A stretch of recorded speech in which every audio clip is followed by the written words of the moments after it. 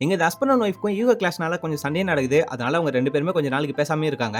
வேலையில இன்கிரிமெண்ட் எதுவுமே போடல. அதனால வேலைய விட்டு நின்னுறாரு. கை செலவுக்கு காசு தேவைப்படுறதுனால அவங்க பொண்டாட்டி கிட்ட தான் கொஞ்சம் கொஞ்சமா காசும் வாங்குறாரு. வேற வேலைக்கு எதுவுமே ட்ரை பண்ண மாட்டாரு. வீட்டுக்குள்ளேயே இருக்காரு. எப்ப பார்த்தாலும் காலையில இருந்து சாயந்தரம் வரைக்கும் சீரியல் மட்டுமே பாக்குறாரு. இதனால எங்க ஒய்ஃப்மே பயங்கரமா திட்டுறாங்க. பிஎஃப் அமௌண்ட் 4 லட்சம் ரூபாய் பணம் வருது. அதை என்ஜாய் பண்றதுக்காக வெளியே போயிட்டு வெறும் குடிச்சிட்டு வீட்டுக்கு வராரு. அப்பப்போ வீட்டை விட்டு வெளியே போயிட்டு கொஞ்சம் ஃப்ரெஷ் அப் ஆயிட்டு வாடான்னு சொன்னா, நீ என்னடா குடிச்சிட்டு வரேன்னு சொல்லி இந்த பொண்ணுமே திட்டுறாங்க. மறுநாள் பார்த்தா இவங்க 2 பேரோட அப்பா அம்மாவுமே வீட்டுக்கு வந்துடுறாங்க.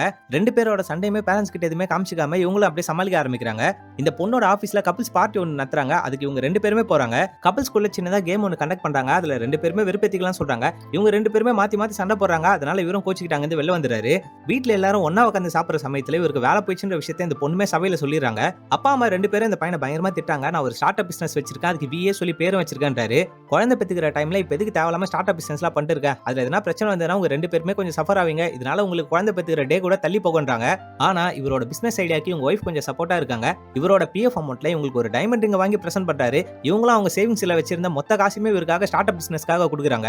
நான் என்னைக்குமே நான் சேர்த்து வச்ச அமௌண்ட்டை எனக்காக மட்டுமே யூஸ் பண்ணணும்னு நினைக்கல. நம்ம 2 பேரும் சேர்ந்து நம்ம வாழணுன்றதுக்காக தான் இந்த காசுலாம் சேர்த்து வச்சிருந்தேன். இது நீயே உன்னோட ஸ்டார்ட் அப் பிசினஸ்க்காக யூஸ் பண்ணிக்கோ. நம்ம 2 பேருமே பார்ட்னர்ஸா இருக்கலாம்ன்றாங்க. இதனால அவங்க 2 பேருக்குள்ள இந்த ஈகோமே போகுது. அதனால இவங்க 2 பேருமே சந்தோஷமா வாழ ஆரம்பிக்கிறாங்க. அப்படி இந்த படத்தையும் முடிக்கிறாங்க.